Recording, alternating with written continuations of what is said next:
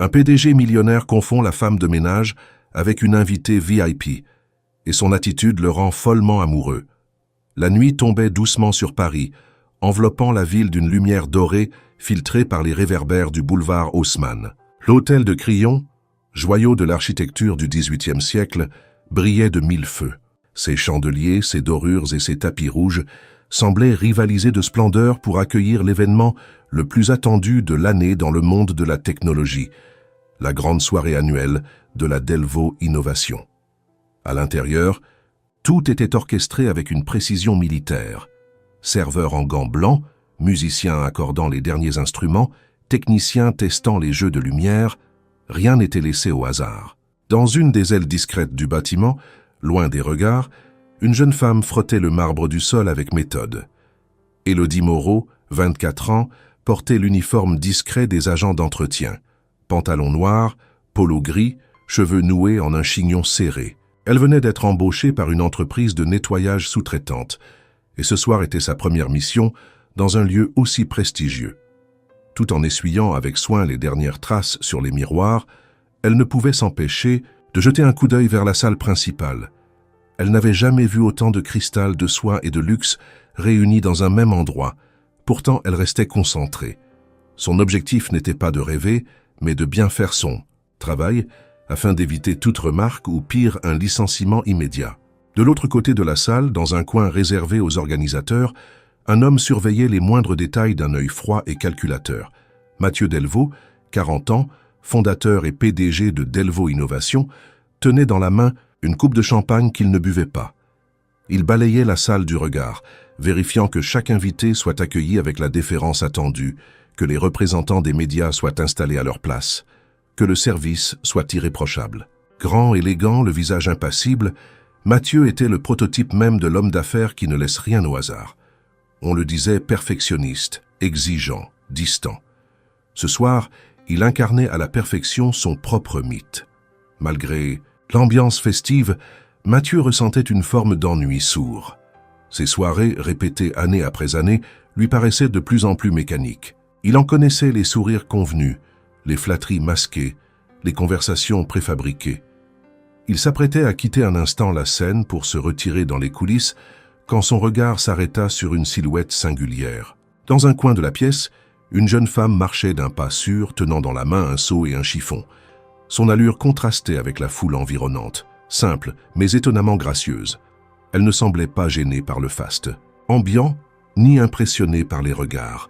Il y avait chez elle quelque chose d'étonnamment paisible, et cela attira son attention. Mathieu fronça légèrement les sourcils. Il connaissait chaque invité de la liste, et pourtant cette femme ne lui disait rien. Elle ne portait pas de robe de soirée ni de bijoux.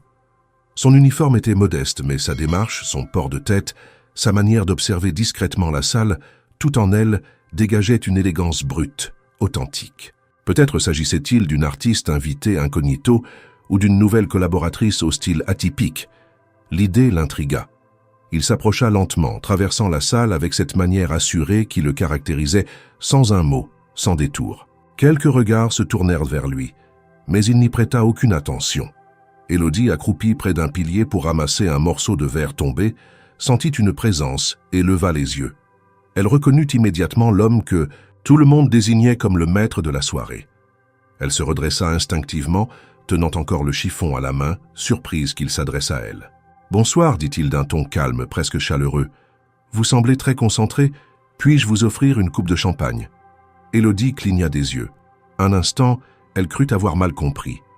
Mais il souriait légèrement, sans ironie, sans condescendance. Elle hésita. Tout en elle lui disait qu'elle devait répondre, se justifier, expliquer sa présence. Mais il n'y avait dans ses yeux ni moquerie, ni réprobation. Juste une curiosité sincère. « Je vous remercie, mais je suis en plein travail, » répondit-elle. Poliment, la voix claire. « Je suis de l'équipe de nettoyage. Il me reste encore quelques zones à finir avant la fin de mon service. » Elle aurait pu baisser les yeux, détourner le regard, s'excuser même.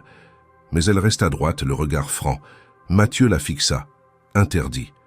Il venait de comprendre qu'il s'était trompé, mais au lieu d'éprouver de l'embarras, il se sentit désarçonné.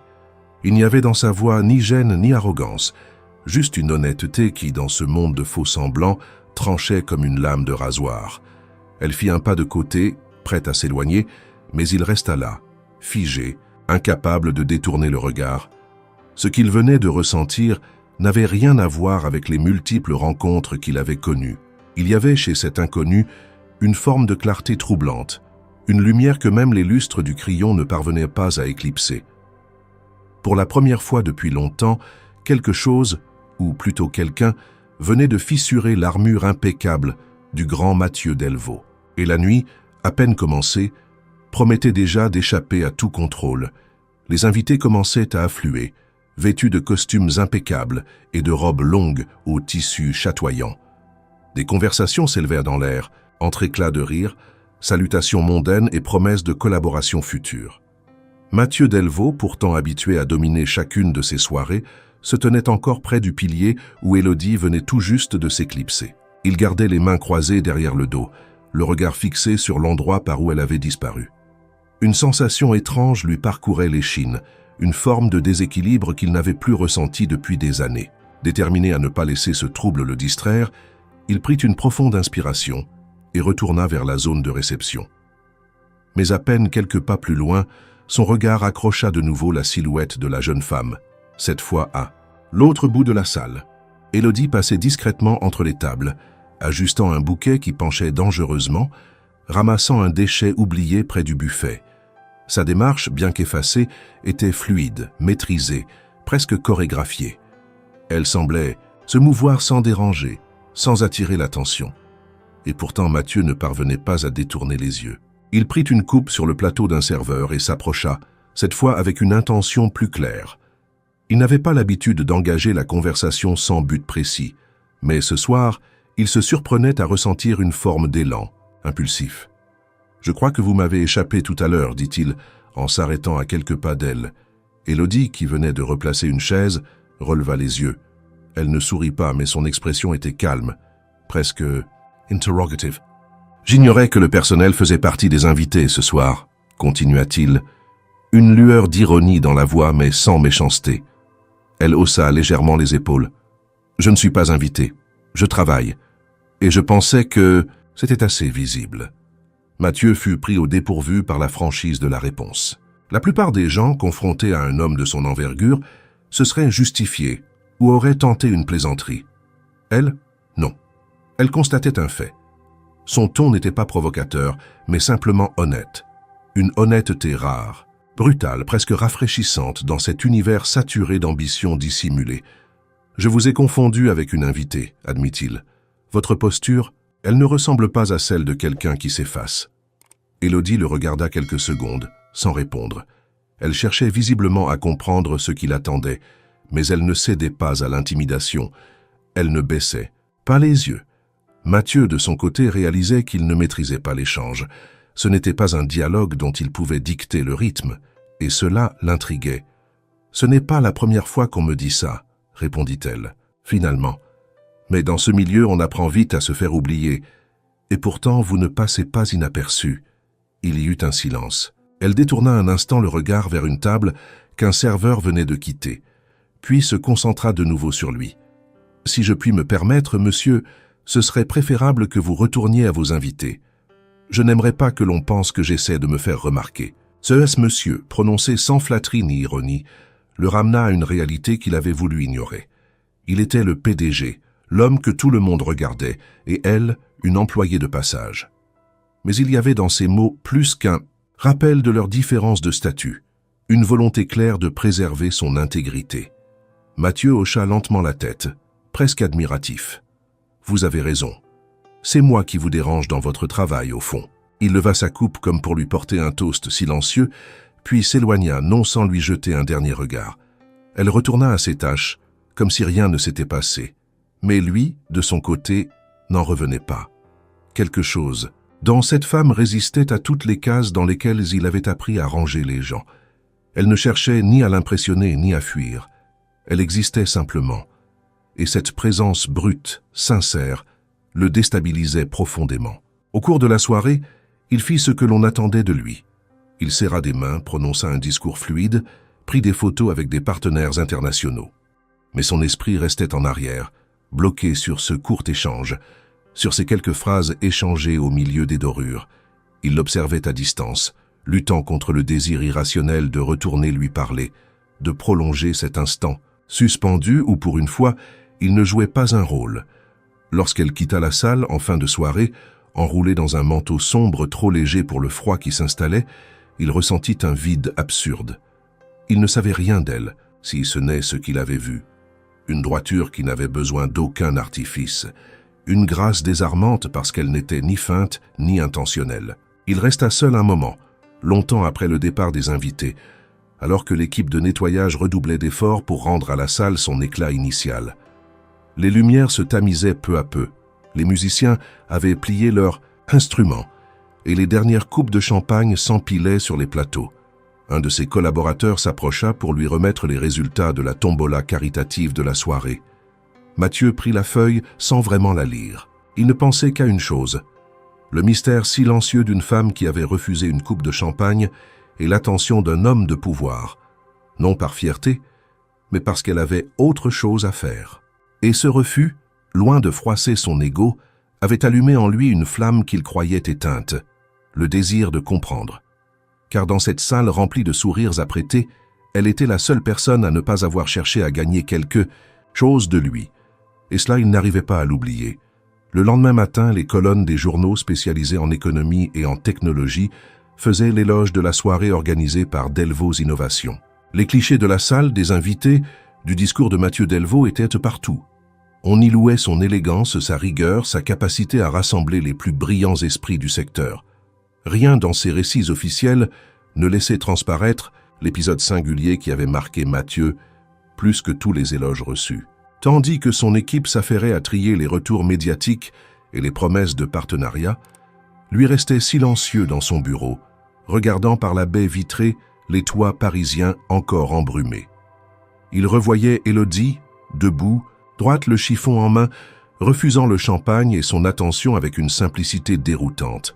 C'était cette absence de calcul qui l'avait frappé, dans un monde où chaque regard, chaque mot, chaque posture est stratégique.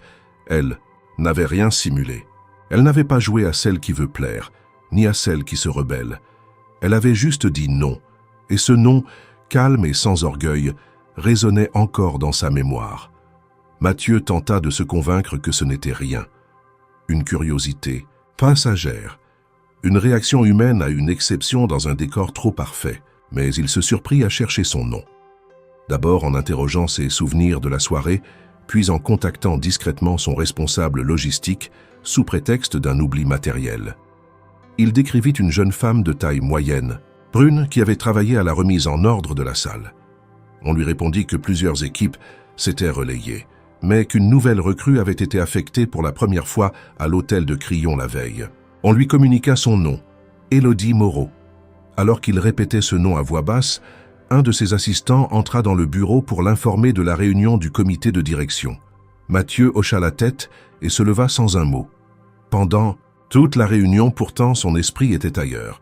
Il écoutait à peine les chiffres, les projections, les stratégies. Il y avait en lui une agitation qu'il n'avait pas ressentie depuis longtemps, une forme de trouble, d'interrogation continue qui le ramenait toujours à cette image d'Élodie, refusant poliment ce qu'on lui offrait. Après la réunion, il se retrouva seul dans l'ascenseur, fixant son reflet dans le miroir. Ce qu'il voyait l'agaçait, non pas à cause de son apparence, mais à cause de ce qu'il ressentait. Il était Mathieu Delvaux. Il dirigeait l'un des groupes les plus puissants du secteur.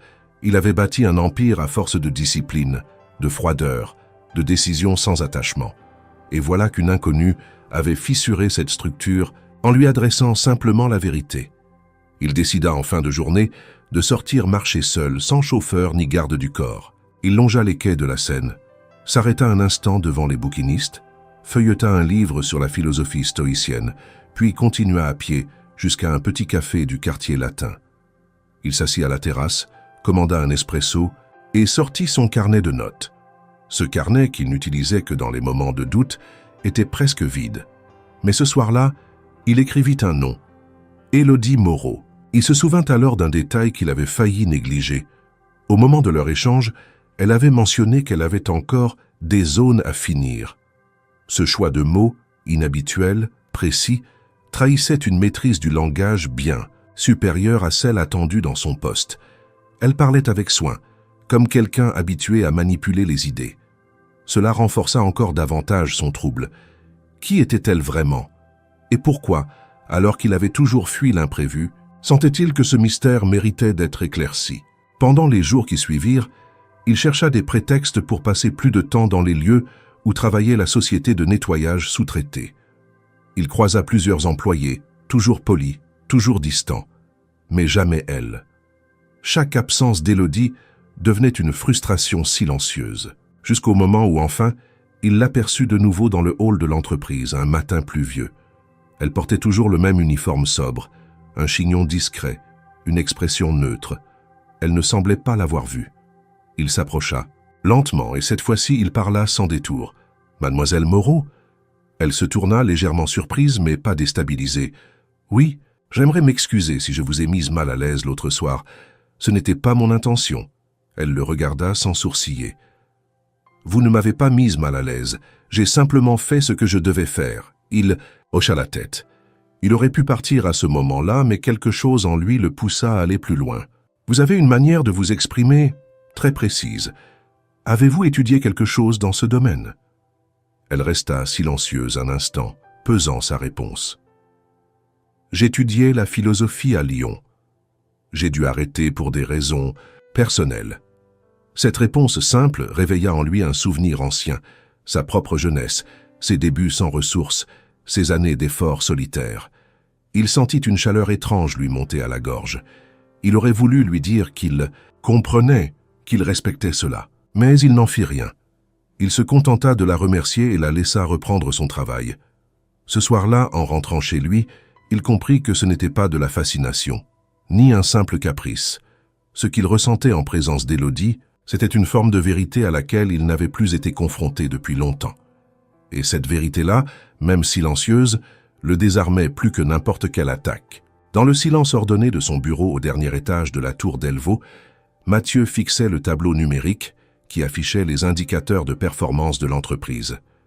Habituellement absorbé par la moindre variation, il laissait ce matin-là les chiffres défiler sans réagir.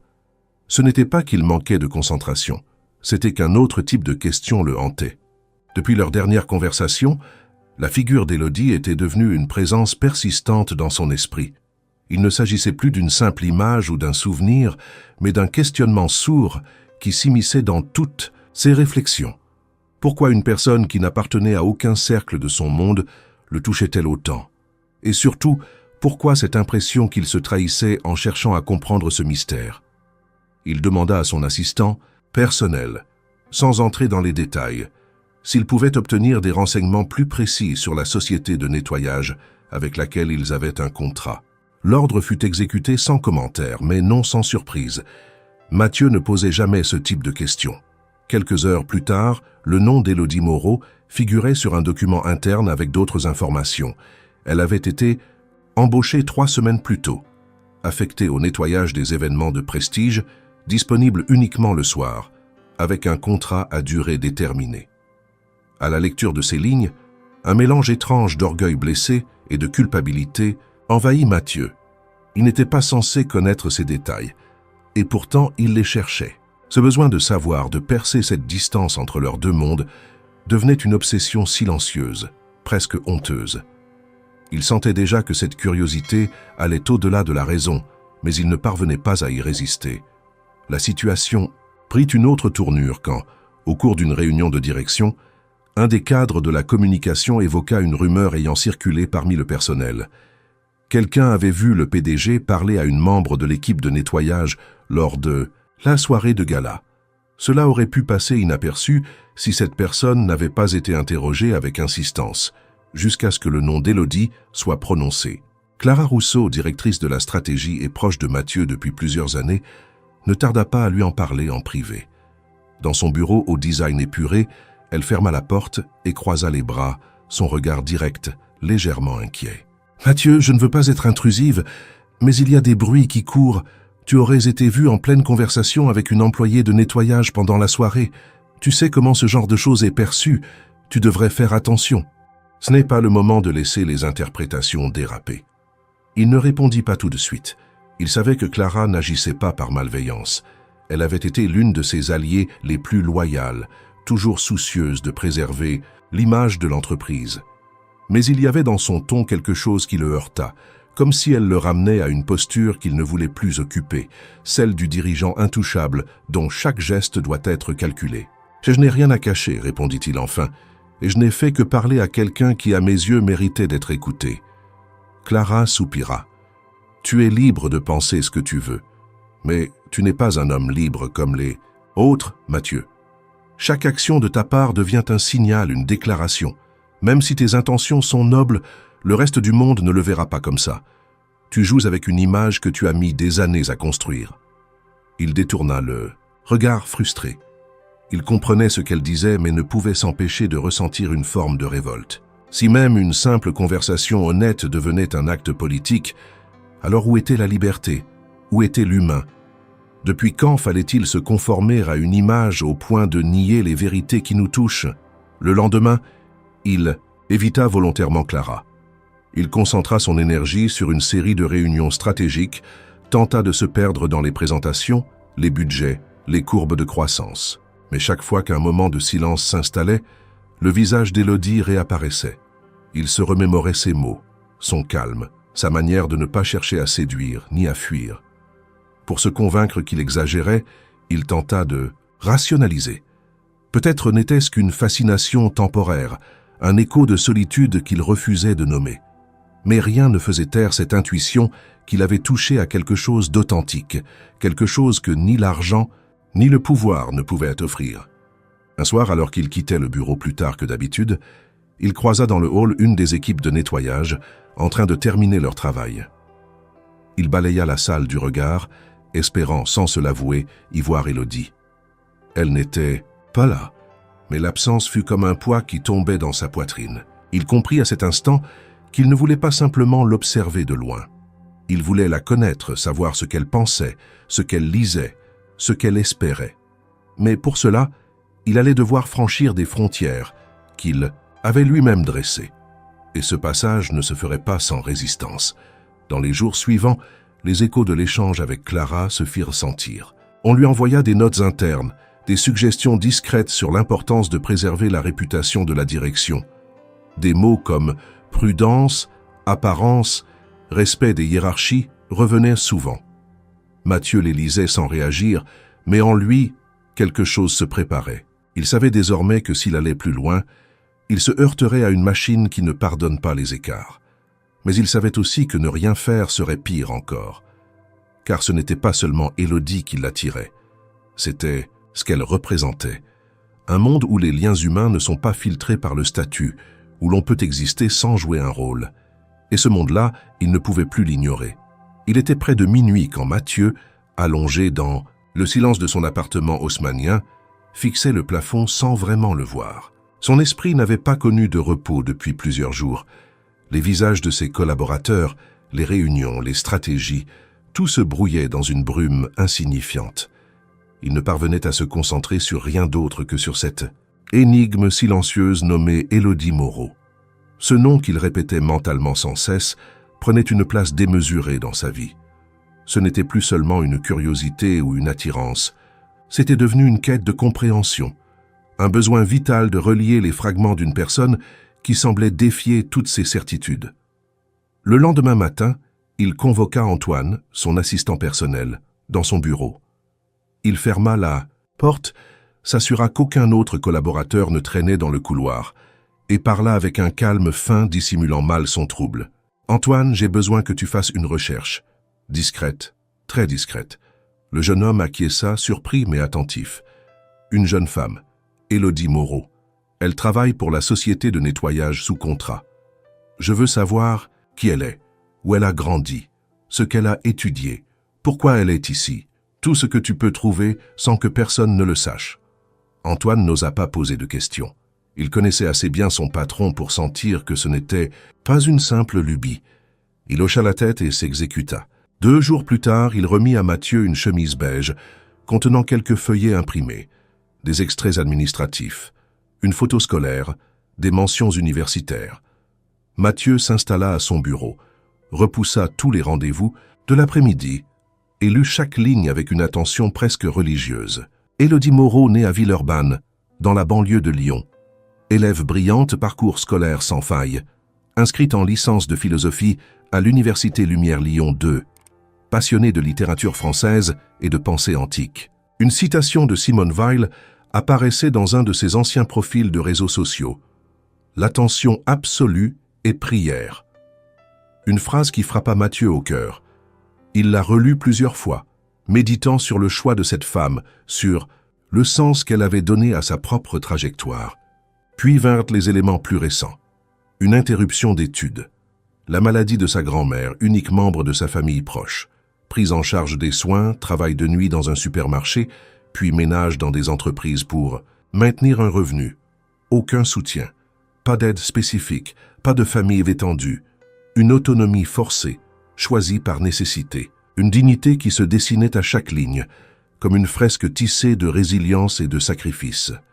Mathieu posa les papiers et se leva.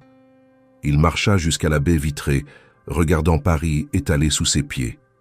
Il pensa à ses débuts, à ses premières années de galère, à cette époque où il dormait dans une chambre de bonne, vivant de missions temporaires tout en rêvant de créer une entreprise. Il avait connu le froid des couloirs administratifs, l'indifférence des institutions, la solitude de celui qui ne coche aucune case. Il n'avait jamais oublié cette période, mais il l'avait enfouie sous les couches successives de sa réussite. Ce que la vie d'Élodie réveillait en lui, ce n'était pas une simple empathie. C'était une mémoire oubliée, une reconnaissance muette. Elle incarnait tout ce qu'il avait essayé de fuir, puis finit par oublier la valeur des choses. Simple, le courage de ceux qui n'ont rien à offrir que leur temps et leur sincérité. Et ce souvenir, douloureux et pur à la fois, creusait en lui un vide nouveau. Le soir même, il refusa les invitations habituelles. Il éteignit son téléphone, resta seul dans son bureau à feuilleter les pages de dossier, à relire les quelques mots d'Élodie notés dans son carnet. Il comprenait maintenant pourquoi elle avait cette façon de parler, pourquoi elle regardait les gens droit dans les yeux, sans peur, mais sans défi non plus. Elle avait traversé trop d'épreuves pour encore jouer à feindre ou séduire. Elle n'avait plus rien à prouver. Il prit une feuille blanche et écrivit « Elle n'a pas demandé à être vue. Elle ne cherche pas à être remarquée.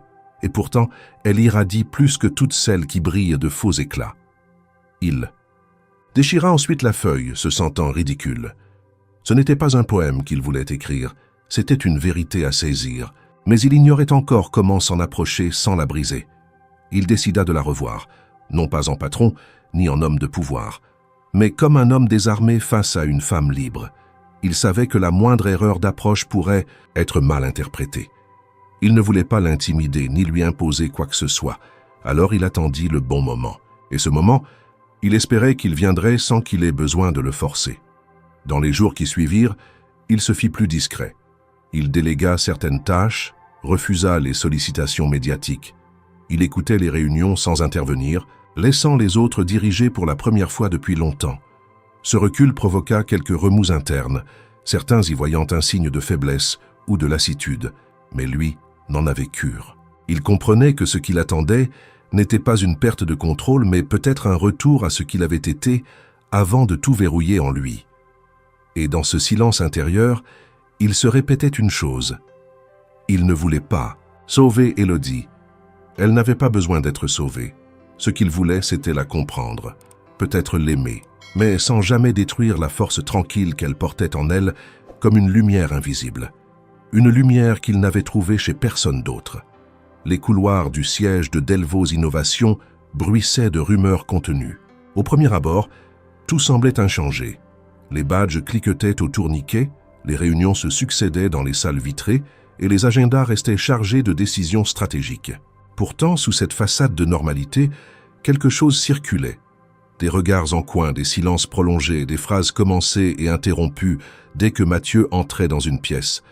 Il ne lui fallut pas longtemps pour comprendre que l'information sur son intérêt pour Élodie avait filtré plus largement que prévu. Il tenta d'ignorer les insinuations au début. Il s'efforça de continuer à apparaître inébranlable, concentré sur ses responsabilités. Mais plus les jours passaient, plus il percevait un changement subtil dans l'attitude de ses collaborateurs. une gêne nouvelle, comme si son autorité était désormais entachée d'une irrégularité, d'un geste jugé indigne de sa fonction. Dans les sphères où l'image est tout, la moindre faille devient un sujet d'analyse, de spéculation, voire de stratégie.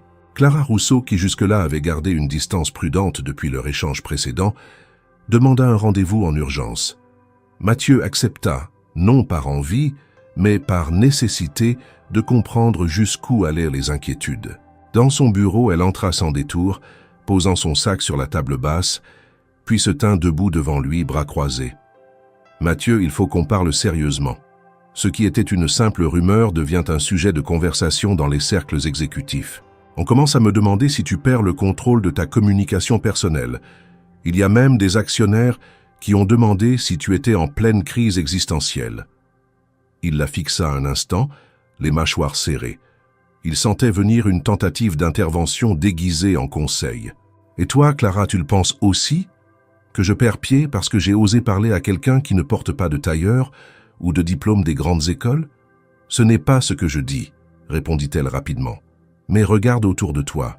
Tu n'es pas un homme ordinaire. Tu ne peux pas agir comme si tu l'étais. Il y a des règles non écrites qui nous maintiennent en position. Si tu les ignores, tu mets en danger non seulement ta réputation, mais aussi la stabilité de tout ce que tu as construit. » Mathieu se leva brusquement. Il s'approcha de la fenêtre, observant la ville en contrebas, puis se retourna lentement.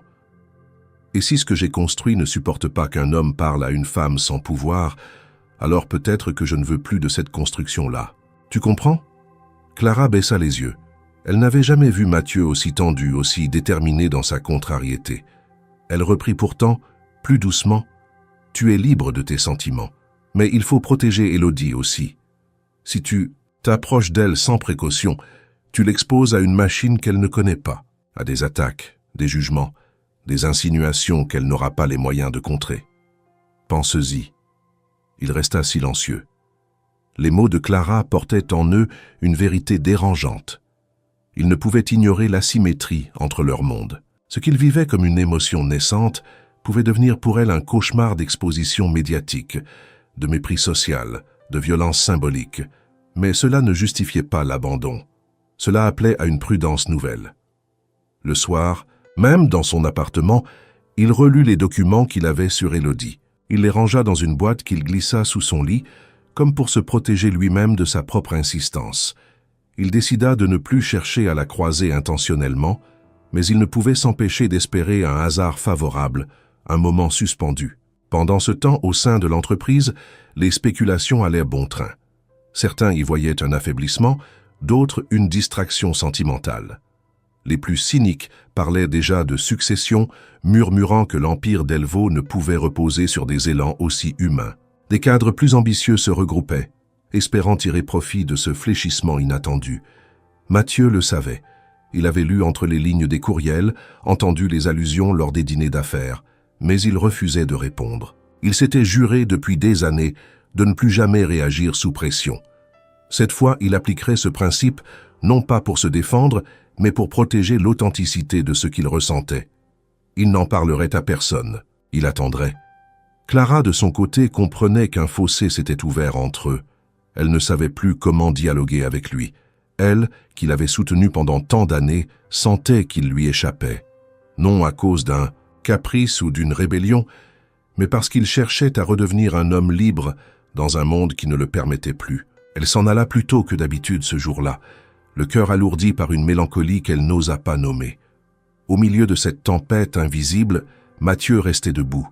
Il ne savait pas encore quelle serait l'issue de cette tension, ni comment Élodie réagirait si elle apprenait l'ampleur des remous causés par sa simple présence. Mais il comprenait une chose, il n'était plus le même homme que quelques semaines auparavant, et cette transformation irréversible ferait trembler bien plus que les murs de sa société. Elle secouait les fondations mêmes de sa manière d'exister. Le ciel de Paris, ce matin-là, était gris et bas. Une pluie fine tombait depuis l'aube, couvrant les vitres d'un voile flou et incessant. Le bâtiment de Delvaux Innovation semblait s'enfoncer davantage dans ce décor monotone, comme si la météo s'accordait à l'atmosphère pesante qui régnait depuis quelques jours. Mathieu, fidèle à sa routine, arriva peu après 8 heures. Il traversa le hall sans s'arrêter, esquivant poliment les salutations de ses collaborateurs. Une tension discrète persistait autour de lui, mais il ne s'en préoccupait plus. Les murmures, les regards furtifs, les suppositions de couloir glissaient sur lui comme la pluie sur les vitres. Ce qu'il ne savait pas, ce qu'il ne pouvait prévoir, c'est que ce matin ordinaire allait être bouleversé par un simple détour. Un contretemps minime, presque insignifiant. Son parapluie, oublié dans le coffre de sa voiture, le força à revenir sur ses pas.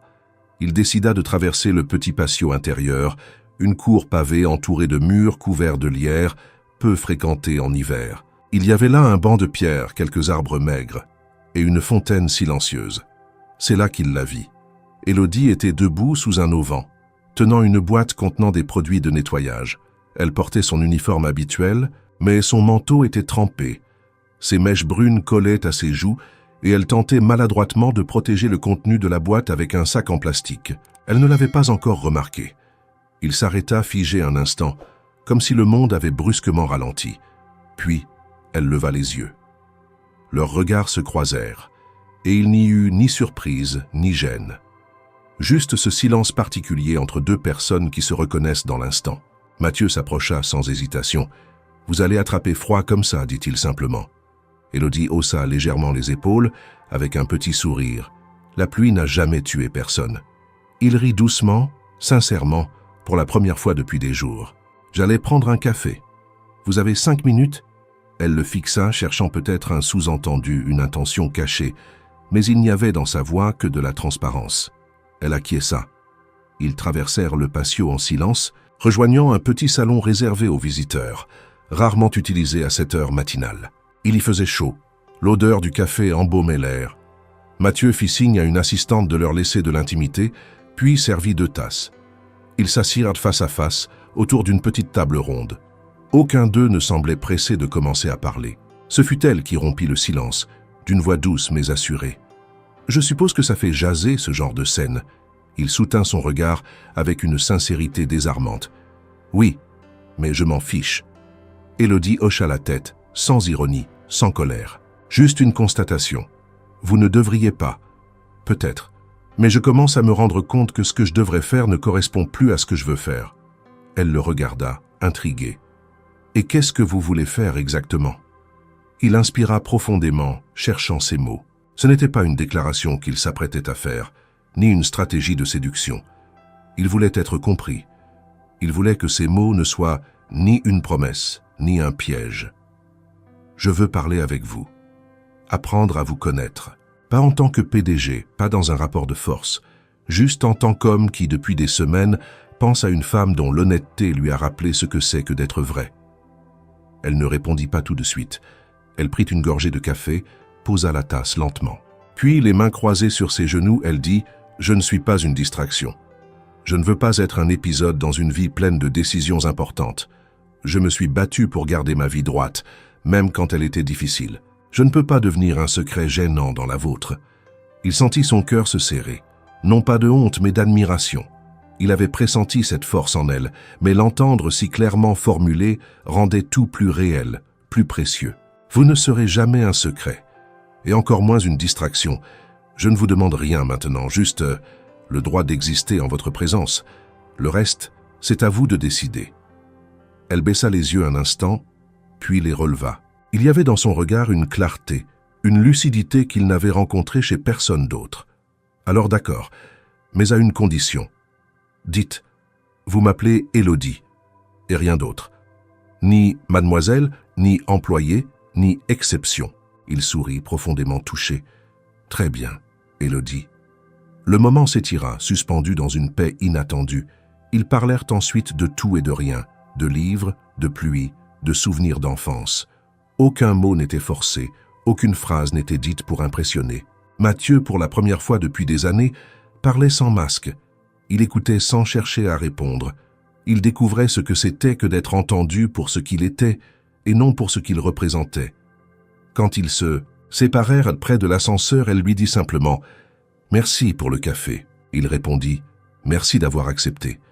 Elle disparut dans le couloir et il resta là un long moment, les mains dans les poches, le cœur plus léger. Il ne savait pas ce que tout cela signifiait encore. Mais il savait une chose, cette rencontre n'était pas une anomalie, c'était un commencement. Les jours qui suivirent leur café prirent une tournure presque irréelle. Mathieu, contre toute attente, n'osa pas recontacter Élodie. Il voulait respecter le rythme qu'elle imposait. Il savait que la moindre précipitation pourrait tout faire basculer. Il se contentait de repenser à leur conversation, à cette rareté d'échange qu'il n'avait jamais connue auparavant. Il redécouvrait la lenteur, la retenue, et une forme d'émotion plus douce que tout ce qu'il avait déjà éprouvé. Mais le calme n'était qu'apparent. Un matin de début de semaine, alors que la ville reprenait son souffle sous un ciel clair, une alerte médiatique s'afficha sur tous les écrans internes de l'entreprise. Une photo, floue, prise à travers une vitre, mais suffisamment lisible, pour que l'on reconnaisse les visages. Mathieu Delvaux assis à une table de café avec une jeune femme en uniforme de nettoyage. Les titres étaient accrocheurs, féroces, d'un ton acide propre aux colonnes à scandale. Le PDG de Delvaux Innovation surpris en tête-à-tête avec une employée subalterne, une romance en plein bureau, quand le patron brouille les frontières hiérarchiques. Le téléphone de Mathieu se mit à vibrer sans interruption. Message d'associés, appel de la direction juridique, notification de journalistes cherchant des déclarations. En quelques heures, la nouvelle s'était répandue sur les réseaux, commentée, moquée, déformée. Certains parlaient d'abus, de pouvoir, d'autres de favoritisme, d'autres encore se perdaient en suppositions indécentes. L'image publique de l'entreprise, construite patiemment, se fissurait. Mathieu resta de marbre dans un premier temps. Il savait que chaque réaction trop rapide nourrirait le feu, mais il n'était pas préparé à ce qui suivit. Dans l'après-midi, un mail interne circula discrètement entre les cadres. La société de nettoyage sous-traitée, sous la pression des retombées médiatiques, venait de mettre fin au contrat d'Élodie. Officiellement, il s'agissait d'une réorganisation de personnel, mais personne n'était dupe. Elle avait été écartée pour calmer les tensions, pour montrer que l'entreprise savait rectifier les dérapages. Mathieu sentit une colère froide monter en lui. Non pas celle brutale qui pousse à renverser des meubles, mais une fureur glacée, maîtrisée, redoutable. On venait de faire payer à Élodie une exposition qu'elle n'avait jamais cherchée. Il s'enferma dans son bureau, ferma les stores et écouta la pluie heurter les vitres. Il se sentit impuissant pour la première fois depuis des années. L'homme qui contrôlait des marchés, des contrats, des carrières, venait de perdre ce qu'il tenait désormais pour essentiel, la possibilité de la protéger. Il appela immédiatement Antoine. « Trouve-la, où elle est, ce qu'elle fait. Je veux savoir si elle va bien. » Le ton ne laissait place à aucune hésitation. Antoine, lui aussi touché par l'injustice de la situation, s'exécuta sans poser de questions. Il revint quelques heures plus tard avec une information sommaire. Élodie était rentrée à Lyon. Aucune adresse précise. Elle avait coupé son téléphone professionnel, supprimé ses profils sur les réseaux sociaux. Elle s'était volatilisée. Mathieu se leva brusquement, prit son manteau et quitta le bâtiment sans un mot. Il refusa le chauffeur, préféra marcher longuement dans les rues, sans but, simplement pour laisser la tension se dissiper. Les passants le croisaient sans le reconnaître vraiment. Il n'était plus le PDG distant, figé dans son aura. Il était juste un homme blessé, traversé par une incompréhension qu'aucun bilan financier ne pourrait résoudre. Le soir venu, il consulta les commentaires sous les articles. Il y lut des horreurs, des insinuations dégradantes sur Élodie, des attaques sur son intégrité, des comparaisons humiliantes.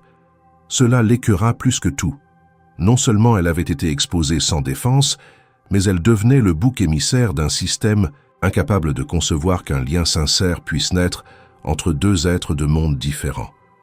Le lendemain, il convoqua en urgence son équipe de communication. Il refusa toutes les solutions d'évitement. Aucun communiqué vague, aucun mensonge poli. Il exigea le silence absolu jusqu'à nouvel ordre. Il ne voulait pas réagir à la presse, il voulait comprendre d'abord. Et surtout, il voulait agir non pour sauver son image, mais pour réparer ce qui avait été brisé. Il resta enfermé plusieurs heures, seul, sans lumière, repensant à chaque mot échangé avec Élodie. Ce qui lui revenait n'était pas sa beauté ni le contexte de leur rencontre, mais sa manière de parler, de refuser le jeu, de s'imposer sans s'imposer. Elle avait fait preuve d'une droiture rare, et c'était cette droiture qu'on venait de piétiner. Il décida qu'il ne laisserait pas les choses en l'état. Il savait qu'en agissant, il prendrait des risques colossaux. Il savait aussi que les dirigeants comme lui n'ont pas le droit d'aimer librement, pas sans conséquence. Mais il était prêt à affronter cela, pas par héroïsme romantique, mais parce qu'il ne pouvait plus supporter l'injustice froide d'un monde qui ne pardonne pas aux sincères d'exister hors des cases. Il passerait à l'action, pas pour réparer son image, mais pour faire entendre une vérité trop longtemps muselée. Élodie avait été punie pour avoir existé honnêtement dans un monde de faux semblants, et lui, désormais, ne pouvait plus accepter que ce monde-là soit la norme. La gare de Lyon-Part-Dieu, grouillante comme à l'accoutumée, semblait figée dans une monotonie industrielle entre le bruit régulier des trains, les annonces en boucle et le cliquetis des valises sur les dalles grises. Mathieu Delvaux, pourtant si habitué au transport privé, aux avions en première classe, aux transferts en voiture de luxe, était là seul, vêtu d'un manteau sombre, tenant une simple sacoche en cuir. Il avait pris un billet sans prévenir personne. Son assistante crut à une réunion en Suisse, ses associés à une retraite stratégique. Mais il n'avait dit à personne qu'il allait à Lyon, qu'il retournait dans cette ville où il n'avait pas mis les pieds depuis sa jeunesse, et pour une raison qu'aucun algorithme de rentabilité ne pourrait justifier. Le trajet fut silencieux. Il regarda à peine par la fenêtre. Ce qu'il allait faire n'avait rien à voir avec une visite d'affaires. Il cherchait une adresse, un visage, une mémoire. Il avait retrouvé, grâce à un dernier contact dans l'administration de la santé, la maison où vivait encore la grand-mère d'Élodie. Une maison modeste, dans une rue paisible d'un quartier populaire. Il n'était pas venu dans l'idée de persuader ou de séduire. Il voulait comprendre. Comprendre ce que tant de rapports et de profils ne pouvaient lui dire. Il descendit du tramway, marcha quelques mètres sous le ciel gris et s'arrêta devant un petit portail en fer forgé, partiellement rouillé. Une plaque indiquait « Famille Moreau ».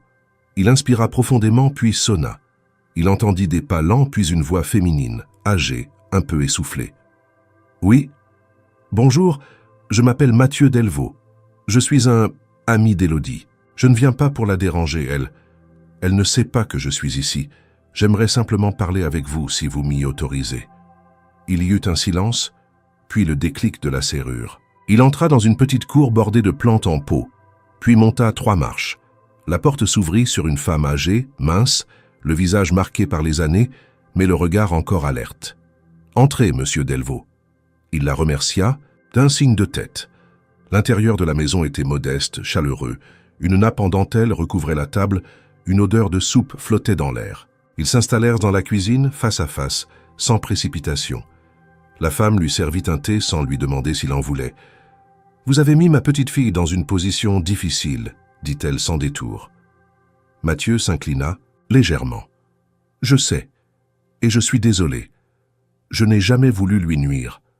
Tout ce que j'ai fait, ou n'ai pas su empêcher, je le regrette profondément. » Elle le regarda longuement, puis elle hocha la tête, lentement, comme si elle jaugeait la sincérité derrière les mots. « Vous êtes riche, influent, le genre d'homme qui décide et que personne ne contredit. Élodie, elle, n'a que son courage. C'est peu, mais c'est tout ce qu'elle a pour se défendre dans ce monde. Quand elle était petite, elle se levait la nuit pour me préparer du thé quand je toussais. À 14 ans, elle gérait seule les papiers de la maison. Elle n'a jamais rien demandé à personne. » Mathieu sentit sa gorge se serrer. « Ce que vous décrivez, je le devine en elle. Je l'ai senti dès les premières secondes. Ce n'était pas un caprice. Elle a quelque chose que je n'ai vu chez personne d'autre. » La vieille femme sourit pour la première fois. « Oui, elle est comme ça, et c'est bien ce qui la rend vulnérable. Les gens comme vous, même bien intentionnés, peuvent tout bouleverser autour d'eux sans le vouloir. Vous, vous repartez. Elle reste, avec les conséquences. » Il hocha la tête, incapable de répondre immédiatement. « Je ne suis pas venu pour la convaincre de quoi que ce soit. Je voulais juste entendre ce que vous aviez à dire, comprendre d'où elle vient. Parce qu'elle m'a réveillé, quelque chose que j'avais oublié. Moi aussi, j'ai connu la misère, l'isolement. J'ai tout enfoui pour réussir. Mais elle m'a rappelé que ce n'est pas une honte d'avoir souffert. C'est même parfois une force. » La femme sembla émue sans le montrer. Elle se leva, ouvrit un vieux tiroir et en sortit une photo. Élodie, enfant, tenant un livre plus grand qu'elle sur les genoux, assise au pied d'un lit. Elle lisait déjà Simone de Beauvoir à 12 ans, et elle me racontait ce qu'elle comprenait avec ses mots à elle. Elle ne méritait pas ça, ce qu'on lui a fait. Je vous le dis, pas pour vous blâmer, mais pour que vous mesuriez. Mathieu prit la photo entre ses mains, avec délicatesse. Je ne l'oublierai jamais. Ils restèrent un moment sans parler. Puis il se leva, remercia la femme pour son accueil et lui demanda une seule chose. Si elle veut bien un jour lui dire que je suis venu, pas pour m'excuser, pas pour qu'elle me pardonne, mais parce que je voulais comprendre et que je suis prêt à attendre, aussi longtemps qu'il faudra. La vieille femme l'accompagna jusqu'au portail, puis posa une main légère sur son bras. Ce que vous cherchez n'est pas facile, mais si vous êtes sincère, alors ne reculez pas. Elle vous verra tel que vous êtes. Pas comme un patron, mais comme un homme. Mathieu repartit, bouleversé. Il remonta dans le tramway, traversa la ville, revit dans son esprit cette maison, cette femme, ces souvenirs d'enfance qui n'étaient pas les siens, mais qu'il sentait liés désormais à son propre chemin. Il n'avait pas trouvé de solution, pas de pardon, pas de plan, mais il avait trouvé un sens, et c'était déjà une promesse. Le retour à Paris se fit dans un silence encore plus dense que l'aller. Assis dans la voiture qui le ramenait de la gare, Mathieu Delvaux fixait les immeubles défiler sans les voir. Depuis son passage à Lyon, quelque chose en lui avait irrémédiablement changé. Il ne se sentait plus en position de force, ni même dans un rôle de conquérant romantique. Il n'était plus qu'un homme conscient d'avoir causé sans intention une injustice à celle qu'il estimait le plus. L'image de la maison modeste, du regard ferme de la grand-mère et surtout la photo d'Élodie enfant dans ses mains l'accompagnaient comme des rappels silencieux de tout ce qu'il lui restait à faire.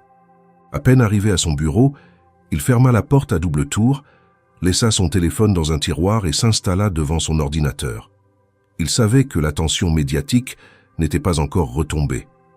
Il savait aussi que les actionnaires, le conseil d'administration, les partenaires attendaient une prise de position. Mais il avait décidé que cette réponse ne viendrait pas sous forme d'excuses préparées ni de négations hypocrites. Il n'y aurait pas de stratégie. Il n'y aurait que la vérité. Il convoqua une conférence de presse pour le surlendemain. Les membres de son équipe de communication, d'abord soulagés par le fait qu'il sorte enfin du silence, comprirent vite que ce qu'il préparait n'était pas ce qu'ils espéraient. Il refusa toute relecture du discours. Il écrivit, seul dans le calme de son appartement jusqu'au milieu de la nuit. Il pesa chaque mot, non pour l'effet qu'il produirait, mais pour la fidélité à ce qu'il ressentait. Le jour venu, les journalistes s'installèrent dans la salle de conférence avec un mélange d'excitation et d'attente fébrile. Les caméras étaient braquées, les micros tendus. Mathieu entra sans fanfare, vêtu simplement, le visage fermé mais déterminé. Il ne prit pas place derrière le pupitre, comme à son habitude. Il s'assit sur une chaise au centre de la scène, tenant une feuille pliée qu'il n'utilisa presque pas. « Merci d'être venu. Je ne suis pas ici pour démentir ni pour maquiller quoi que ce soit. Je suis ici pour dire les choses telles qu'elles sont. » Un silence épais s'installa. Il reprit. « Il y a quelques semaines, lors d'un événement organisé par notre entreprise, j'ai eu une conversation qui a changé ma vie. Pas une négociation, pas une alliance stratégique, juste une discussion avec une jeune femme. Elle ne portait pas de robe de gala. Elle ne faisait pas partie des invités. Elle travaillait, elle nettoyait. Et pourtant, en quelques mots, elle a révélé une lucidité, une force, une humanité que j'avais oubliée. » Un léger murmure parcourut la salle. Il poursuivit sans trembler. Je l'ai regardé, écouté, et pour la première fois, depuis des années, je me suis senti vu. Non comme un titre ou un portefeuille, mais comme un être humain. Cette femme s'appelle Élodie Moreau. Elle n'a jamais demandé à être au centre de cette tempête. Elle a été exposée, jugée et punie pour avoir été simplement elle-même. Cela, je ne peux pas l'accepter. Je n'ai pas su la protéger. Et aujourd'hui, je veux au moins lui rendre justice par la vérité. Il marqua une pause, regardant droit devant lui. Mon intérêt pour elle n'a rien à voir avec un écart de conduite ou un abus.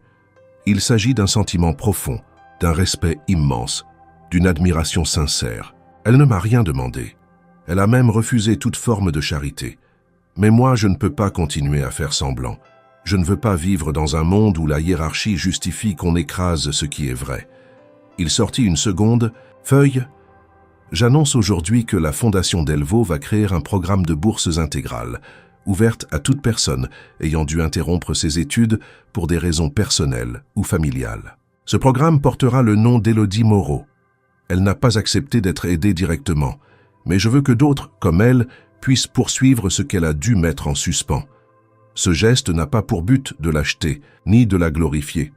C'est une manière pour moi de reconnaître publiquement ce que je lui dois. » Les flashs crépitèrent. Des murmures se firent plus insistants, mais Mathieu ne laissa aucune place à l'ambiguïté.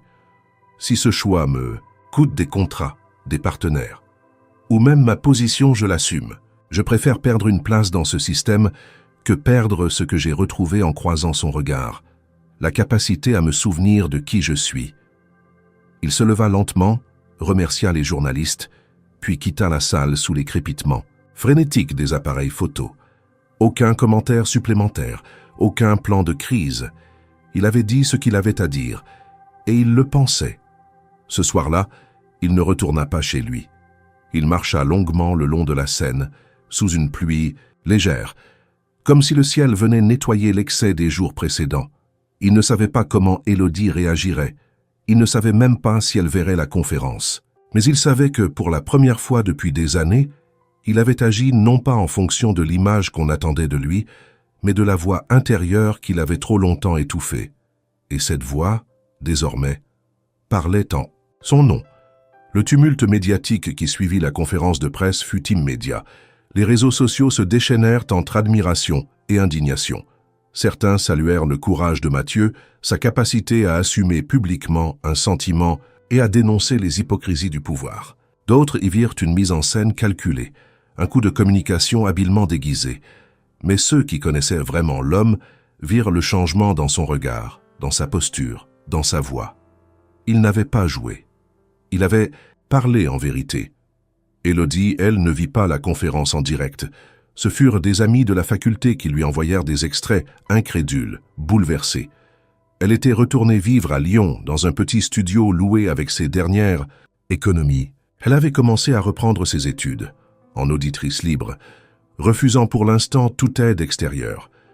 Ce fut dans cette pièce à peine meublée, entre des livres empilés et une bouilloire en marche, qu'elle vit l'enregistrement de Mathieu. Chaque mot résonnait comme un coup de tonnerre dans son corps.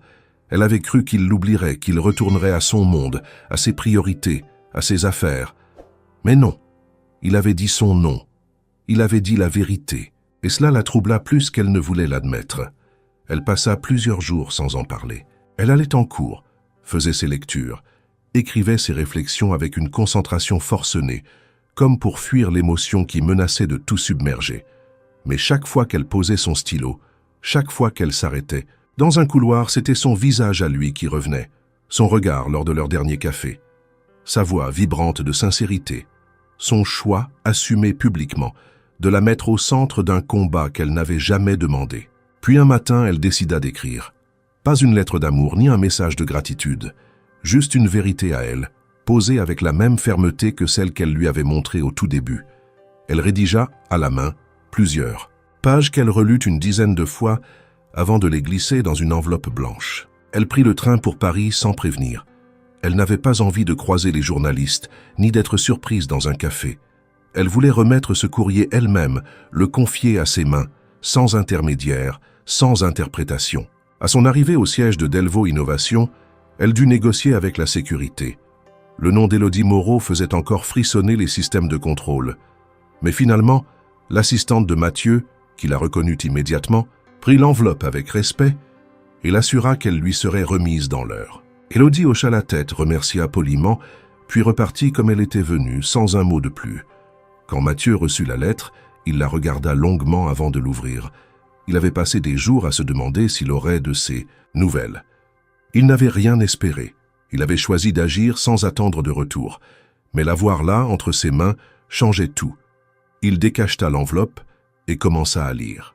Elle écrivait d'une écriture claire, structurée, presque scolaire dans la forme, mais brûlante dans le fond. Elle disait qu'elle avait vu, entendu, ressenti chaque mot de la conférence.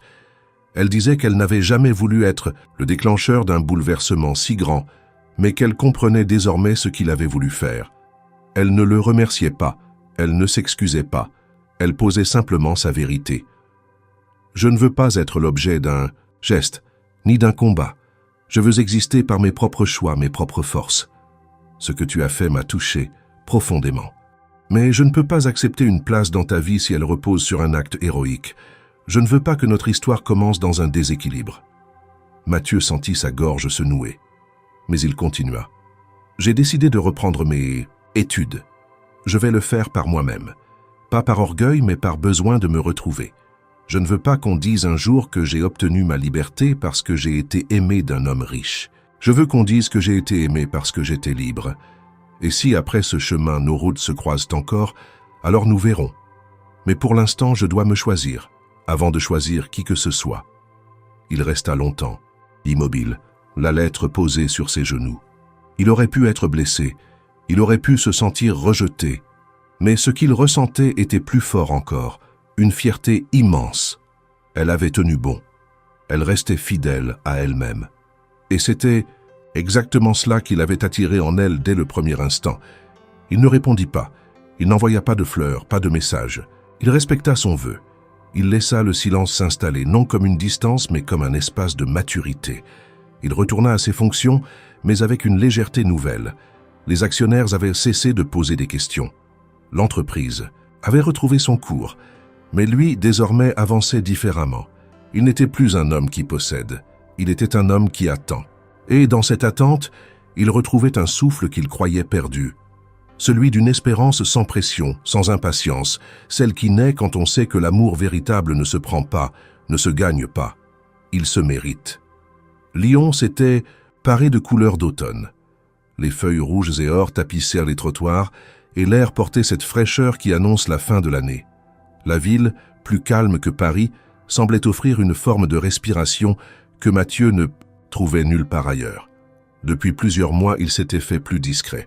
Il avait laissé ses directeurs prendre davantage de place, avait confié certains pôles à des responsables de confiance et s'était autorisé à voyager sans agenda officiel. Les journalistes avaient peu à peu cessé de parler de l'affaire. Élodie Moreau. L'actualité avait changé de cible, comme toujours, mais lui, il n'avait pas oublié, il ne l'avait pas revue, il n'avait cherché à la contacter. Pas parce qu'il l'avait effacée, mais parce qu'il avait compris qu'elle avait besoin d'un temps pour elle, pour se reconstruire, pour choisir par elle-même la direction à suivre. Il avait respecté cette frontière avec une rigueur qui lui coûtait parfois. Il aurait pu 1000 fois envoyer un message, proposer un café, rappeler une promesse. Mais il savait que toute tentative de retour prématuré serait une trahison du chemin qu'elle s'était juré de faire seule. Ce fut donc un hasard absolu, ou peut-être un de ces petits miracles silencieux que la vie permet parfois, qui les fit se croiser à nouveau. Un samedi après-midi, alors qu'il flânait dans les rues du quartier Saint-Jean, attiré par une vitrine de livres anciens, il poussa la porte d'une librairie discrète, nichée entre deux façades étroites. À l'intérieur, l'air sentait le papier vieilli, l'encre oubliée, le bois poli par les années. Les rayonnages en bois montaient jusqu'au plafond, et une échelle roulante permettait d'accéder aux ouvrages les plus hauts. Il parcourait tranquillement les rayons, s'attardant sur un recueil de lettres de Montaigne, quand un mouvement attira son attention. Une silhouette familière, de dos, en train de classer des ouvrages sur une étagère latérale. Elle portait un gilet beige, ses cheveux noués de façon simple, sa posture, sa gestuelle, cette tranquillité dans les gestes. Il n'eut aucun doute, c'était elle. Il resta immobile quelques secondes. Il n'osa pas parler. Il ne voulait pas interrompre. Ce moment, il la regarda replacer un livre, consulter un registre, échanger un mot avec un client âgé venu demander un dictionnaire de grec ancien. Puis elle leva les yeux, le vit. Elle ne sursauta pas. Elle ne sourit pas tout de suite. Mais ses traits s'adoucirent. Elle s'avança lentement vers lui. Ils se retrouvèrent face à face, à 1 mètre de distance. Aucune parole ne fut échangée. Juste un regard chargé de mémoire, d'émotions retenues, de choses comprises sans être dites. Il inclina légèrement la tête, comme pour dire « bonjour », avec toute la retenue qu'exigeaient les circonstances. Elle répondit, par un petit hochement puis un sourire, discret mais réel. Ils restèrent ainsi quelques instants, dans ce silence si rare, si précieux. Puis, comme un souffle, elle murmura « Bonjour, Mathieu ». Ce prénom, prononcé sans crainte, sans distance, suffit à bouleverser tout en lui. Il aurait pu lui répondre, lui demander comment elle allait, ce qu'elle faisait ici, si elle avait terminé son semestre. Mais il savait que ce moment n'était pas celui de la parole, c'était celui de la présence. Elle prit une carte de la librairie, y griffonna quelque chose, puis la glissa dans le livre qu'il tenait. Elle le lui tendit. « Celui-là est pour vous. Il mérite un lecteur patient. » Il prit le livre sans le feuilleter, sans ouvrir la carte.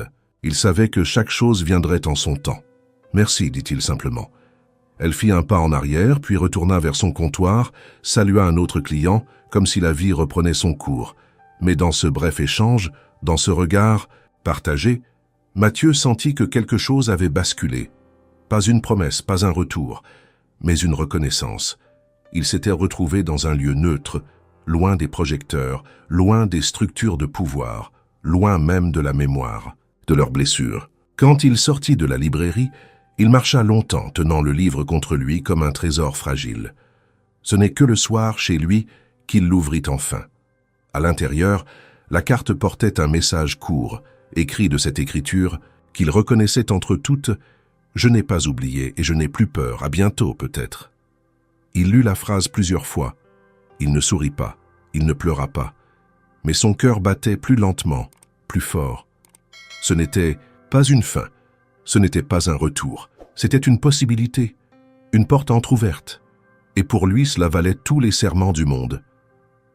1 an s'était écoulé depuis la première soirée.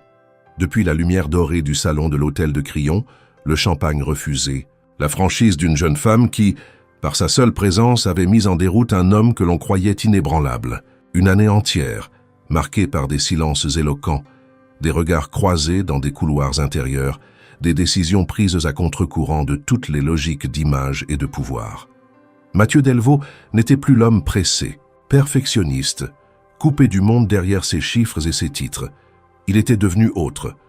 Non parce qu'Élodie l'avait changé, mais parce que sa rencontre avec elle avait révélé en lui une faille qu'il n'avait jamais osé explorer. Durant ces 12 mois, Mathieu n'avait plus tenté de la revoir. Il n'avait jamais cherché à interpréter le message laissé dans le livre, ni à provoquer un nouvel échange. Il avait simplement continué sa vie, avec un calme plus profond, une distance assumée vis-à-vis des jeux de pouvoir, une attention nouvelle portée à ceux qu'on ne voit jamais. Il avait instauré des bourses, modifié la structure interne de son entreprise pour la rendre plus humaine, révoqué les règles tacites de silence qui étouffaient les élans sincères. Il avait commencé à écrire aussi pour lui-même, des fragments, des pensées, des observations, pas pour publier mais pour comprendre. Un jour de printemps, alors qu'il embarquait pour New York à bord d'un vol discret, il acheta presque machinalement un recueil de textes en vitrine dans une librairie de l'aéroport. Le titre attira son attention, « Liberté et dignité », esquisse d'un chemin intérieur. Il n'y prêta pas tout de suite une attention particulière. Ce n'est qu'une fois installé après le décollage qu'il l'ouvrit. Il lut la préface. Elle était signée par une maison d'édition universitaire, petite, indépendante, basée à Lyon. Puis il tourna la page suivante. Le nom de l'autrice apparut. Élodie Moreau. Son souffle se coupa une fraction de seconde. Il resta figé, incapable de tourner la page immédiatement. Il parcourut les premières lignes, lentement, presque avec crainte. Mais très vite, la voix d'Élodie, son ton, son regard, s'insinuèrent dans le texte. Ce n'était pas un récit personnel. C'était une réflexion, dense mais accessible, sur ce que signifie tenir debout sans soutien, sur la force silencieuse de ceux qui avancent sans armure. Elle parlait de choix, de solitude choisie, de respect de soi, sans haine, sans revanche, avec une lucidité désarmante. Mathieu lut tout le texte pendant le vol, oubliant le repas, ignorant les annonces. Ce n'était pas une déclaration cachée, ni un clin d'œil dissimulé. Et pourtant, chaque phrase semblait lui parler. Non pas à lui en tant qu'homme, mais à l'homme qu'il avait été obligé de redevenir pour la comprendre. Il garda le livre dans sa valise, ne l'évoqua à personne, mais dès son retour en France, il décida de l'acheter en plusieurs exemplaires. Il en fit envoyer un à chaque membre du conseil d'administration, sans mot d'accompagnement. Il en déposa un dans chaque bureau de son siège. Il n'imposa rien. Il laissa les mots d'Élodie parler pour elle. Quelques semaines plus tard, il reçut une lettre, une enveloppe écrite à la main, sobre. À l'intérieur, une carte postale représentant le jardin du Luxembourg. Elle ne contenait qu'une seule phrase. « Passes-tu parfois par là ?» Aucun prénom, aucune signature. Mais il n'y avait pas besoin. Il s'y rendit un dimanche. Il n'attendait pas. Il n'espérait rien. Il marchait entre les allées, observant les enfants courir, les vieilles dames lisant sur les bancs, les couples en silence. Il s'assit près de la fontaine, un livre à la main, le sien à elle, et attendit sans tension. Elle arriva sans bruit. Elle s'approcha lentement, s'assit à côté de lui, sans même dire bonjour. Il tourna la tête, la regarda. Elle avait changé, non pas physiquement, mais dans le regard. Elle semblait plus solide encore, plus libre. Elle posa sa main sur le banc, à mi-distance entre eux deux. « Tu l'as lu » murmura-t-elle. « Chaque mot. »« Et tu as compris ?» Il hocha la tête. Qu'ils restèrent ainsi quelques minutes, à regarder le bassin. Elle ne demanda rien de ce qu'il avait fait. Il ne lui demanda rien de ce qu'elle deviendrait. Il n'y eut ni promesse, ni plan, ni rêve avoué. Juste deux êtres humains, réunis sans nécessité de se prouver quoi que ce soit. Quand elle se leva, il se leva aussi. Ils marchèrent côte à côte jusqu'à la sortie du parc. Elle l'arrêta doucement. « Tu sais que je ne veux pas être définie par toi. Et moi, je ne veux pas t'enfermer dans mon histoire. Alors peut-être qu'on peut marcher ensemble un peu, sans se perdre de vue. » Il acquiesça, c'était assez, c'était tout. Et ce fut ainsi que leur histoire reprit. Non pas dans les éclats, non dans les serments ou les retours spectaculaires, mais dans la maturité tranquille de deux âmes qui avaient appris à se regarder sans avoir besoin de se sauver. Elle n'était plus une inconnue aux yeux francs. Il n'était plus un PDG figé dans ses fonctions. Ils étaient devenus enfin des égaux, capables d'aimer sans dominer, de s'éloigner sans disparaître, de revenir sans se posséder. Et cette fin-là, justement parce qu'elle ne promettait rien de définitif, valait toutes les fins heureuses.